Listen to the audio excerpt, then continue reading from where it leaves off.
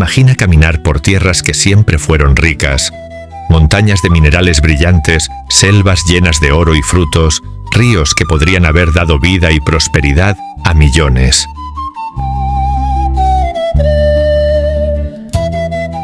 Y sin embargo, hoy muchas de estas tierras viven entre la pobreza, la desigualdad y la dependencia. Muchos hispanoamericanos se preguntan con justa razón, ¿cómo pudo pasar esto? ¿Por qué siendo tan ricos estamos así?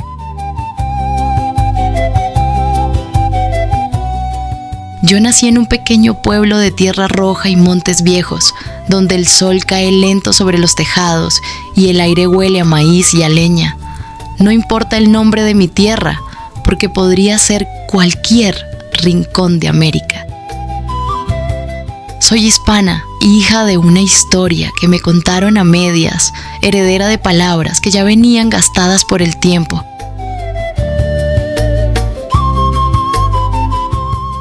Mi abuelo decía que los españoles vinieron a robarnos el oro. Mi padre repetía que nos liberamos de ellos, que fuimos valientes, que echamos al invasor y al fin fuimos dueños de nuestro destino. Yo crecí escuchando eso, creyendo que en aquel grito de independencia empezó la libertad.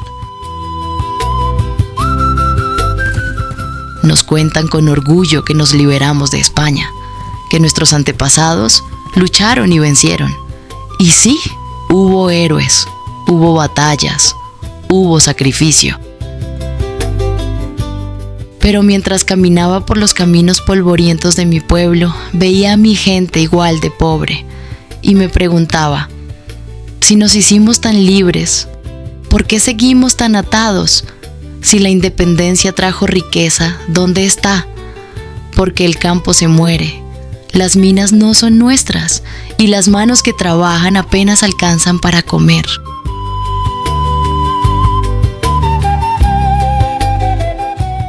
Parte de la respuesta a mis preguntas está en la historia que no se nos enseñó.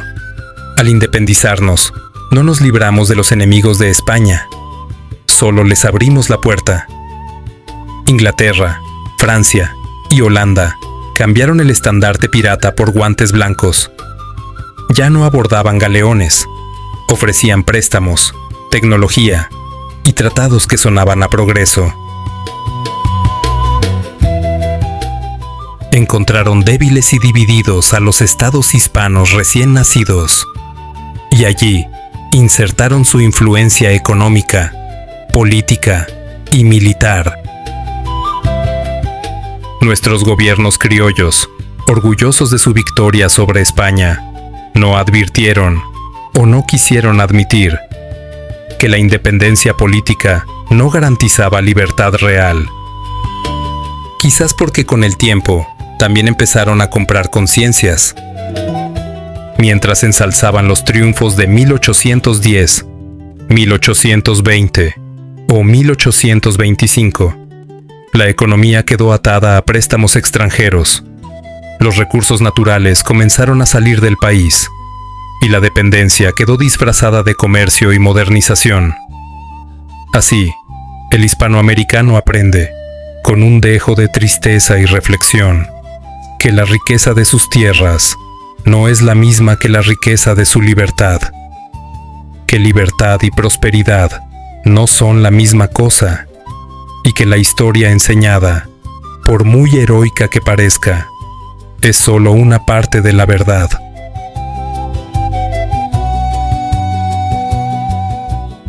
Y aún así, hay esperanza. Entender nuestra historia, ver dónde nos equivocamos y dónde nos manipularon, nos permite reconstruir nuestra independencia, esta vez con conocimiento y justicia, y no solo con símbolos y banderas, porque la verdadera libertad no se gana solo contra un rey lejano, sino contra la subordinación que se esconde detrás de la política, la economía y la historia mal contada. Hoy lo entiendo. No fuimos solo colonias ni solo libertadores. Fuimos un pueblo dividido por mentiras, enseñado a odiar su origen para no ver a los verdaderos amos que vinieron después. Y aquí estoy, un hijo más del polvo y del sol, intentando recordar lo que fuimos, para que algún día sepamos quiénes somos.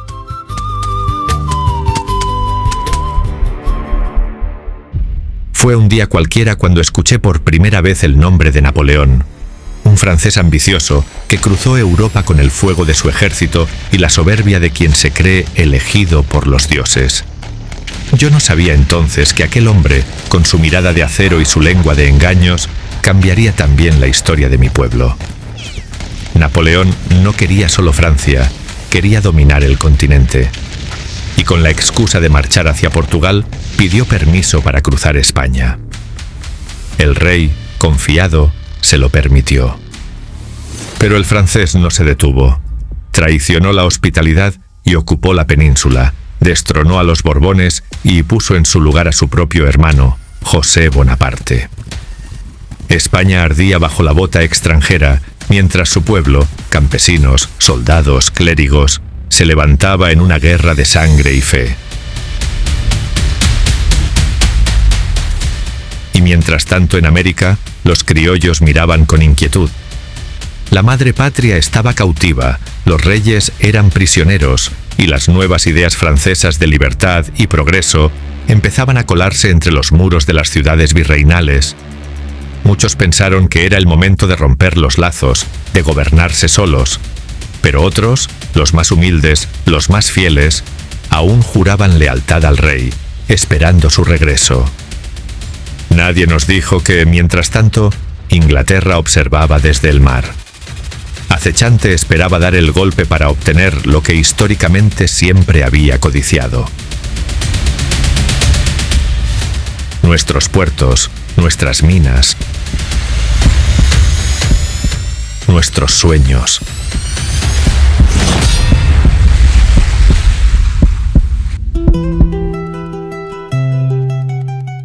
Empecé a entender que lo que nos contaron no era toda la verdad, que hubo un tiempo en que fuimos parte de algo más grande, de un imperio que hablaba nuestra lengua y trazaba leyes para proteger al débil y al indígena, que hubo errores, pero también justicia y orden, y que mientras España caía bajo el engaño de Napoleón, otros ojos, más fríos y más calculadores, miraban hacia nuestras tierras con codicia.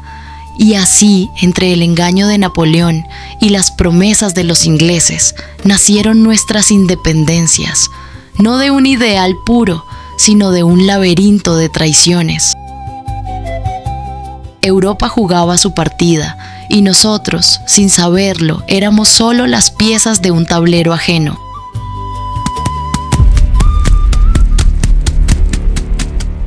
Mientras Napoleón cruzaba los Pirineos y España caía bajo su sombra, al otro lado del océano otra amenaza se cernía.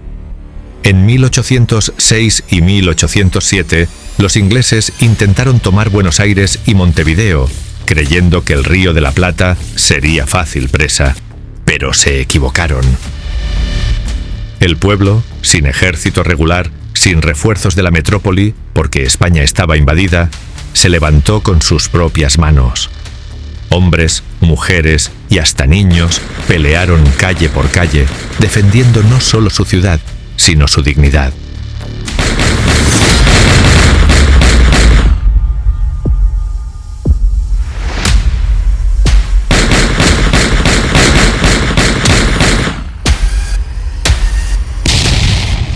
Los invasores fueron expulsados y el mundo entero quedó sorprendido. Era la primera vez que un pueblo americano derrotaba a una potencia europea sin ayuda externa. Aquel episodio dejó una huella profunda.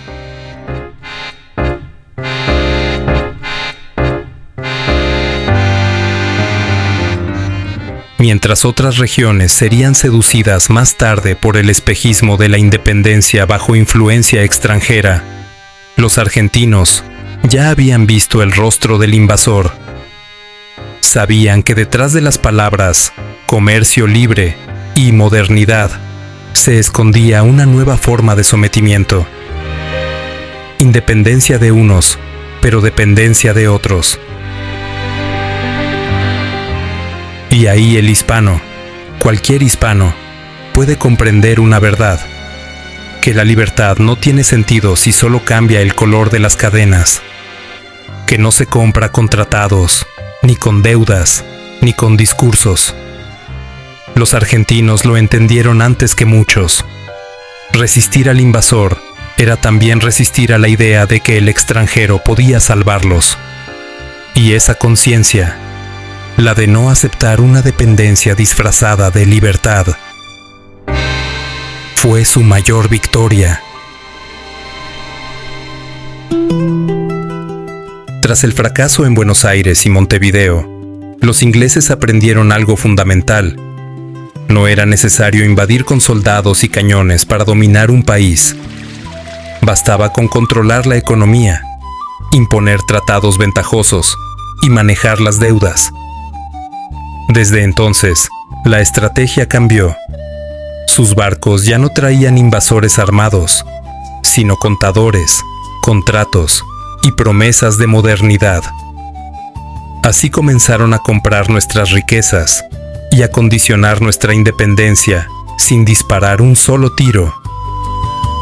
Pocas veces hablamos de Holanda, pero fue el cerebro de la financiación estratégica que sometería a nuestros pueblos. El joven Bolívar, de sangre noble y raíces profundas en el Imperio español, recorrió Europa y se empapó de ideas ilustradas que comenzaron a sembrar en él una mirada crítica sobre el poder y la justicia. Pero, ¿de qué libertad hablaban? Si en la misma Europa, Napoleón arrasaba naciones enteras en nombre de esa libertad. Si el Imperio francés imponía reyes por la fuerza, saqueaba ciudades y se proclamaba dueño del destino de los pueblos.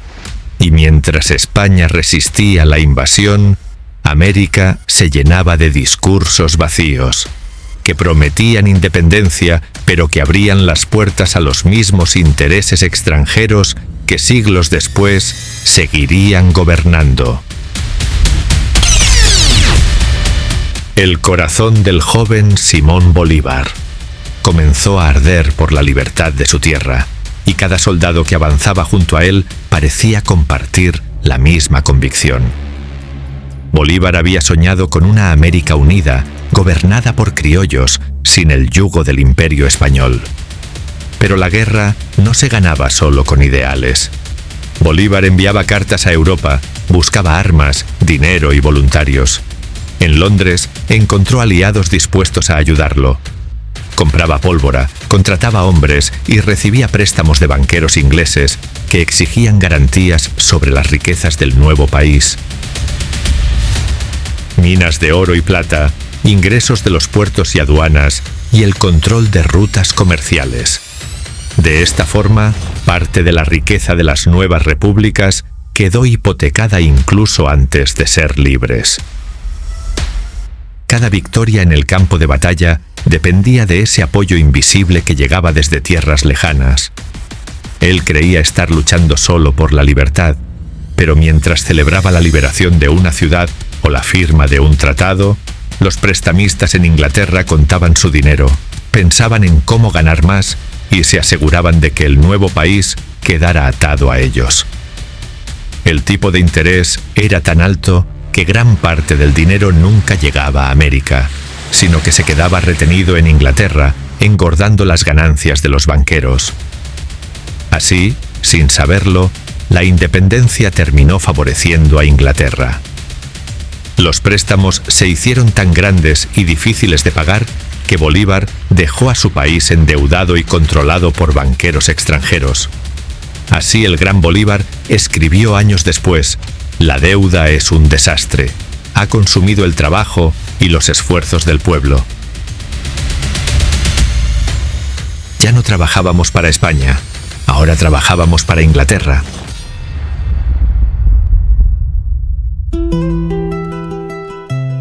Yo, que crecí creyendo que éramos libres, empecé a entender que la verdadera cadena no siempre se lleva en las manos, sino en la memoria. Con los años, fui entendiendo que la independencia no nos hizo libres, sino distintos. Nos separó entre hermanos y nos ató sin darnos cuenta a otras manos más lejanas. En el Virreinato de Nueva España, la minería era la más avanzada y productiva del mundo. Zacatecas, Guanajuato y San Luis Potosí sostenían buena parte del comercio del imperio, generando plata que circulaba hasta en China. La plata servía para financiar las guerras que Francia, Inglaterra y Holanda, movidos por la envidia y la ambición, imponían a España buscando romper el dominio español sobre el comercio mundial. Servía también para levantar caminos, templos y ciudades en América, ayudar a los territorios más pobres del imperio, pagar salarios y mantener el pulso de un mundo unido por la fe y el trabajo. Así como adquirir productos y materias primas necesarios para el conjunto del mundo hispano. Las minas funcionaban con una administración rigurosa, técnicos especializados, ingenieros españoles y mano de obra indígena asalariada. Pero las guerras de independencia las destruyó. Desde 1810 hasta 1821, lo que sería después México vivió una guerra civil brutal. Los insurgentes atacaron minas, haciendas y caminos. Los realistas las defendieron y las tuvieron que abandonar luego. Muchos pozos fueron inundados, los talleres quemados, los ingenieros huyeron a España o murieron. Tras años de guerra y ruina, fue un militar realista, Agustín de Iturbide, quien logró poner fin al conflicto. Su idea era mantener unido al antiguo virreinato bajo una monarquía propia, fiel a su tradición y a su fe. Pero sin apoyo de España ni de los suyos, acabó rodeado de enemigos liberales y de potencias que querían repartirse la influencia sobre México. Los mismos criollos que lo aclamaron, lo traicionaron poco después. Así nació un país sin rumbo que cambió un imperio ordenado por una república sin cimientos. Su imperio fue un intento noble, pero condenado por el aislamiento. El nuevo gobierno criollo carecía de experiencia técnica, capital y estabilidad. No existía un sistema bancario nacional. Las rutas estaban asoladas por bandidos y los impuestos se dispararon.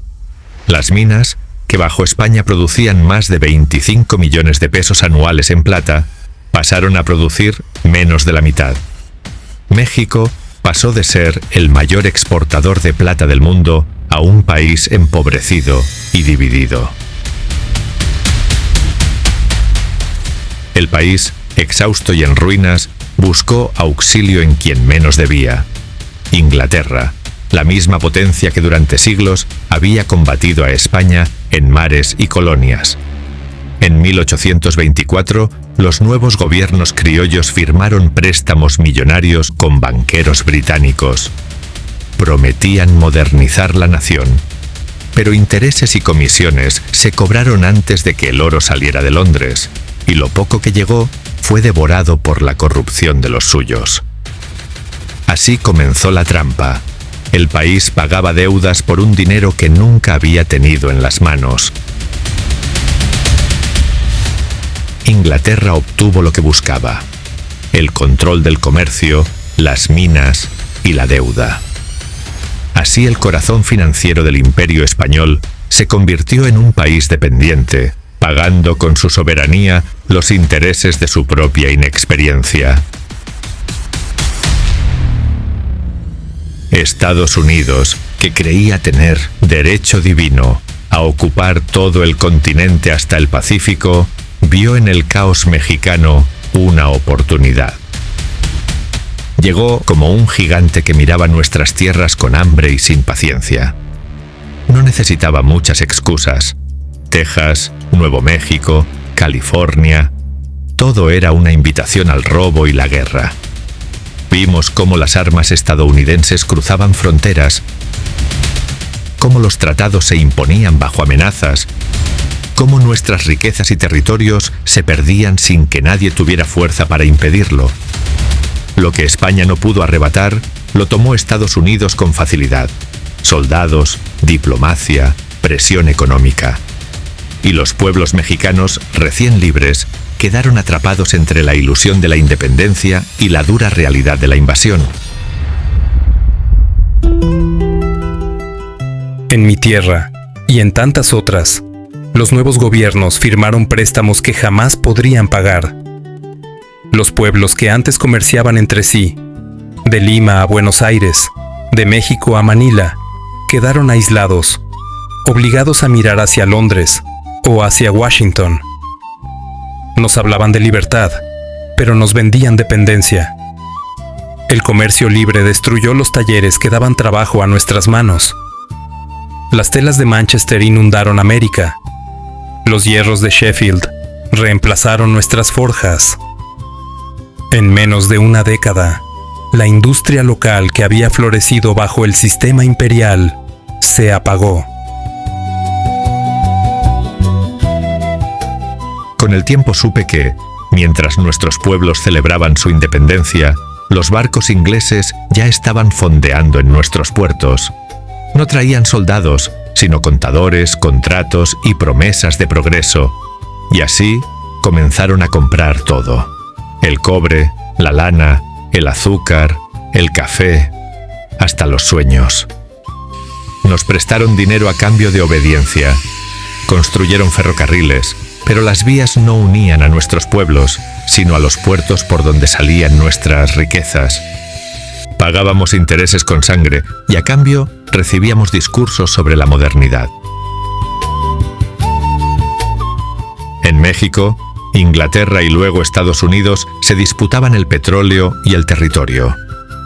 En el Caribe, los marines desembarcaban cada vez que un pueblo alzaba la voz. En el sur, los bancos británicos se adueñaban de las minas y de los ferrocarriles, mientras los franceses, bajo 1000 pretextos, enviaban ejércitos disfrazados de ayuda. Nos decían que éramos repúblicas libres, pero todos nuestros caminos conducían a Londres o a Washington. Las monedas tenían nombres nuevos, pero el oro salía por los mismos puertos. Los gobernantes juraban por la patria y firmaban en inglés o en francés. Y así, sin ruido de cañones, se cumplió la conquista más perfecta, la de la mente y la del bolsillo. Las banderas cambiaron, pero las cadenas seguían.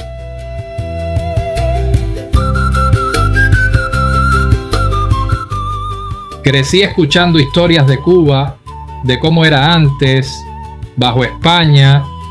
Me contaban que las calles estaban llenas de vida, que los mercados bullían de comercio, que la tierra y el azúcar daban trabajo y alimento a familias enteras. Era un lugar que florecía con esfuerzo propio y bajo reglas que todos entendían.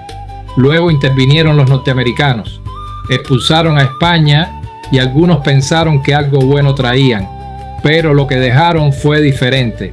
Inflación, impuestos, riquezas que se iban de la isla, negocios controlados desde lejos y decisiones que no tomaba el pueblo. Cuba, que había sabido crecer y sostenerse, quedó como un país débil, dependiente, destrozado por la avaricia estadounidense. Miro a Panamá y veo un país pequeño, pero con una historia que refleja la fuerza de los poderosos sobre los débiles. Antes formaba parte de Colombia, y sus tierras, su gente y su economía estaban integradas a un tejido más amplio.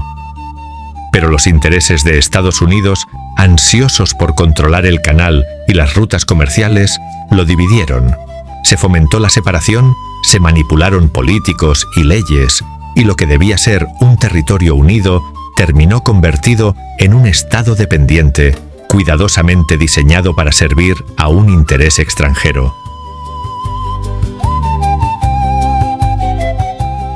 Y entendí también que esta manipulación no se limita al pasado. Sigue tejiéndose hoy, con nuevas formas de control económico y cultural, mientras muchos seguimos soñando con libertad sin ver las cadenas invisibles que nos atan.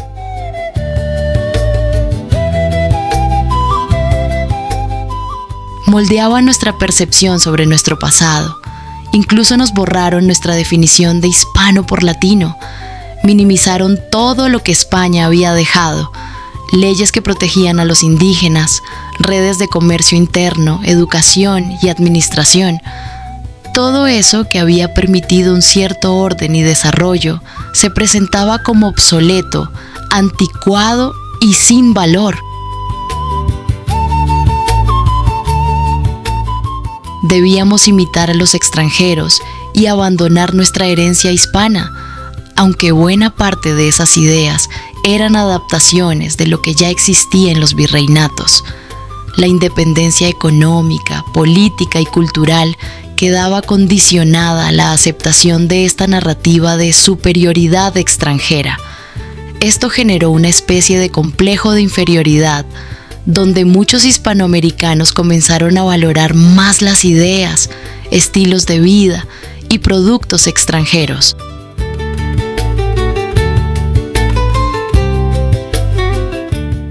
Los gobiernos actuales aprendieron a aprovechar aquella herida que los anglos dejaron abierta, y cada vez que necesitan ocultar su corrupción o su incapacidad, señalan a España como culpable.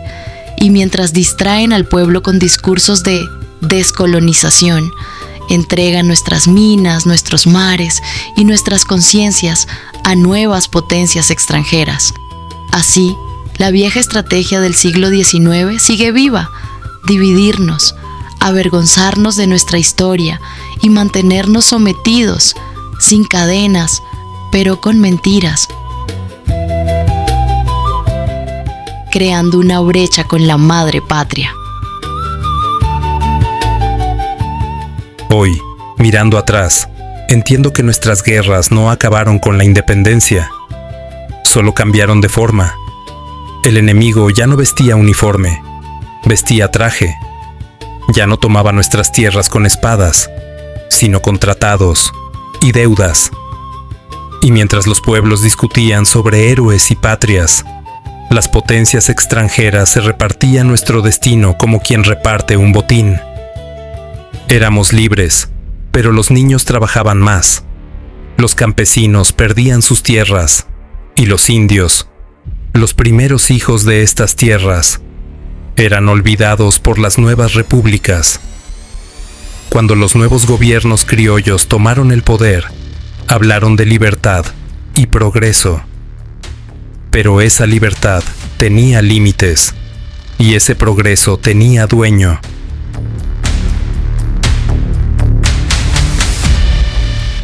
México proclamó la libertad y olvidó la justicia.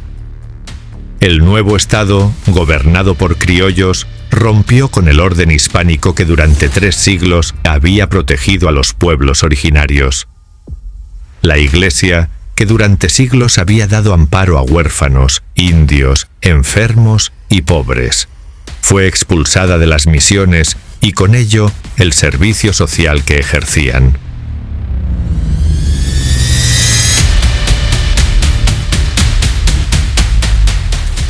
Se disolvieron los cabildos indígenas y esas tierras comunales pasaron a manos de unos pocos elegidos, dejando a los pueblos indígenas sin refugio ni defensa.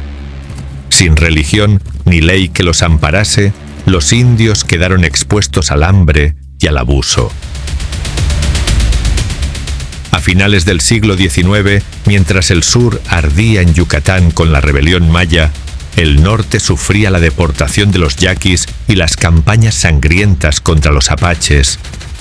Desde Yucatán hasta Sonora, entre el México que recordaba a España y el México que quiso olvidarla, la independencia trajo consigo un mismo mensaje. Donde antes hubo misiones y refugios, solo quedaron campos de batalla. Y Dios fue olvidado en nombre de la modernidad. Tras la independencia de México en Yucatán, los mayas siguieron trabajando la tierra que habían cultivado desde siglos antes. Aún recordaban a los frailes que les enseñaron a leer en su lengua, o a los encomenderos que, pese a sus abusos, estaban obligados a mantener escuelas y capillas. Pero tras la independencia, todo cambió. Los criollos y mestizos que heredaron el poder los veían como una raza atrasada, útil solo para servir en las haciendas. Se impusieron nuevos impuestos, se expropiaron tierras comunales y se prohibió el uso de la lengua maya en los registros civiles. La deuda y el trabajo forzado se volvieron la norma. En 1847, la paciencia se quebró. Los pueblos se alzaron, proclamando que había llegado la hora de expulsar a los blancos. Fue el comienzo de la guerra de castas.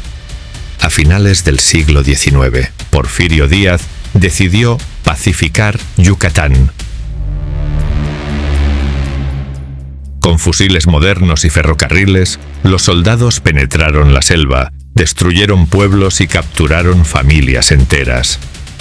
Miles de mayas fueron deportados como esclavos a las plantaciones henequeneras o vendidos en Cuba. Quienes se resistían eran ejecutados en el acto. La población indígena disminuyó drásticamente y las tierras fueron entregadas a haciendas privadas. Así, los descendientes de los constructores de Chichén Itzá y Uxmal, herederos de una de las civilizaciones más sabias del continente, fueron reducidos a mano de obra o a recuerdo. En los libros de historia, su lucha fue escrita como una simple revuelta. En Sonora, los yaquis eran dueños de sus tierras y de su modo de vida desde tiempos ancestrales. Tras la independencia de México, su autonomía fue atacada. Impuestos, reclutamientos forzosos y expropiaciones los pusieron en conflicto con el gobierno que buscaba expulsarlos de sus tierras o deportarlos para usar sus territorios agrícolas y mineros. Se levantaron en defensa de su pueblo, resistiendo con fuerza.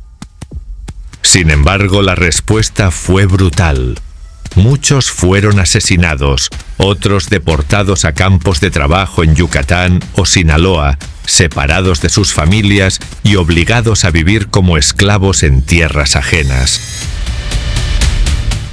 El norte del país se convirtió en tierra de nadie. La Apacharía, vasta y libre, fue escenario de un conflicto interminable. Los apaches, que jamás habían reconocido fronteras, pasaron a ser perseguidos tanto por México como por los Estados Unidos. Entre 1850 y 1886, el desierto se tiñó de sangre. El pueblo del mismo Jerónimo fue atacado y toda su familia masacrada por el ejército mexicano, mientras vivía al lado de una misión abandonada, recordando tiempos mejores. Ni los tratados ni las promesas bastaron. Los apaches fueron cazados, desplazados y finalmente aniquilados, con su último líder, Jerónimo, convertido en trofeo de guerra y símbolo de una resistencia sin futuro. En el sur, el destino fue similar. En Argentina y Uruguay, los mapuches, tehuelches y ranqueles fueron empujados hacia el exterminio en la llamada Conquista del Desierto. El ejército republicano avanzó bajo la bandera del progreso, pero lo que dejó atrás fueron aldeas quemadas y pueblos enteros desaparecidos. Así terminó una guerra sin ley, donde el Estado se convirtió en el verdugo. El nuevo Estado de Uruguay, deseoso de limpiar el territorio y abrirlo a la ganadería y la colonización europea, vio en ellos un obstáculo. En abril de 1831, el general Fructuoso Rivera los convocó con falsas promesas de paz a un lugar llamado Salsipuedes. Los charrúas acudieron confiados con sus mujeres y niños. Pero cuando acamparon, los soldados abrieron fuego. Los jinetes persiguieron a los que huían. Los disparos se confundían con los gritos, y el arroyo se tiñó de rojo. De aquel pueblo orgulloso apenas sobrevivieron unos pocos. Los hombres fueron ejecutados o esclavizados. las mujeres y los niños, repartidos como sirvientes entre las familias ricas de Montevideo. 4 de los últimos charrúas, Baimaca, Perú, Tacuabé, Senaqué y Guyunusa, una mujer embarazada, fueron enviados a Europa, vendidos como curiosidades exóticas para ser exhibidos en ferias y gabinetes de ciencias. Murieron lejos de su tierra, observados como animales raros. Excepto uno que logró escapar y desaparecer en Europa, nadie volvió a saber de él.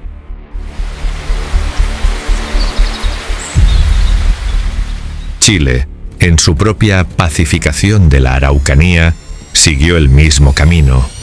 Promesas de integración que acabaron en ocupación militar y despojo. En los Andes, los quechuas y aymaras, que habían mantenido vivas sus lenguas y costumbres, fueron explotados como mano de obra barata por las haciendas republicanas.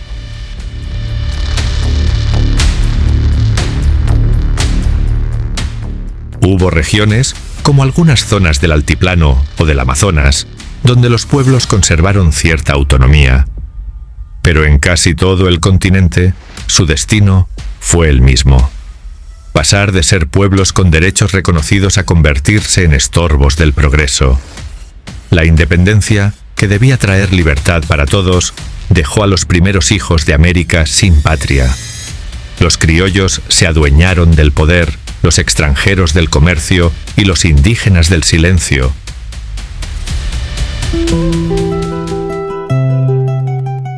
Y mientras observo los libros, los discursos y las celebraciones, veo un patrón que duele. Se recuerda la independencia con orgullo y se señala a España como la culpable de todos los males. Se culpa al pasado lejano, mientras se ignora el pasado cercano. Se justifica la miseria y la dependencia, señalando a los conquistadores de hace siglos, y no a los gobernantes, familias y élites que heredaron la independencia y la convirtieron en un instrumento de beneficio propio. Y yo, humilde hijo de estas tierras, me doy cuenta de que la historia que nos contaron está invertida. Nos enseñaron a odiar a quienes nos protegieron, mientras se silenciaba a quienes nos explotaron y olvidaron. Se celebra la independencia como un triunfo absoluto, pero esa libertad se construyó sobre la traición a los pueblos indígenas y la miseria de quienes permanecieron leales al rey, en una guerra que fue más civil que contra España.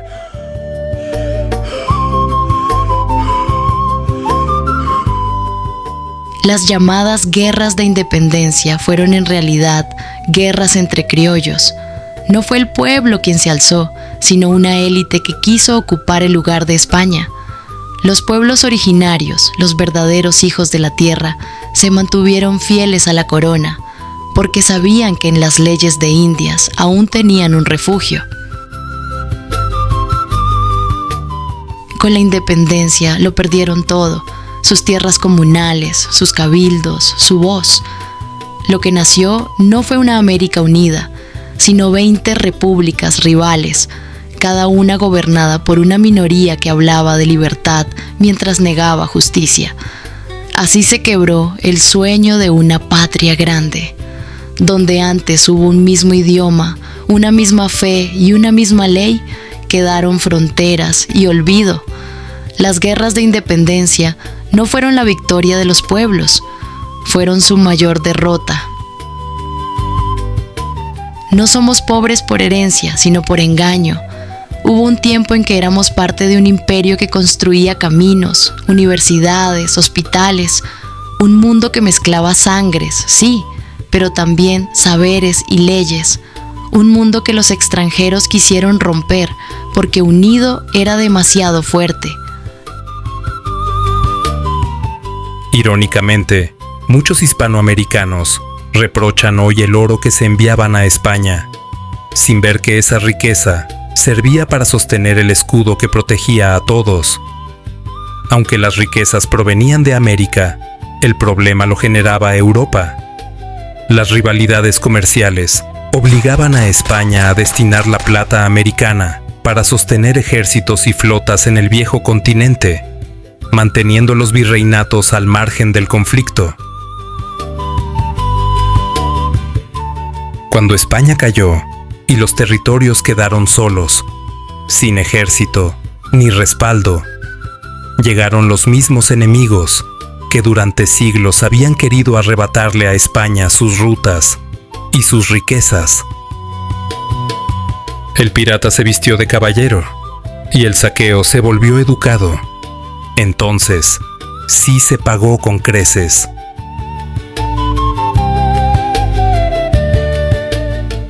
Fue la conquista más perfecta.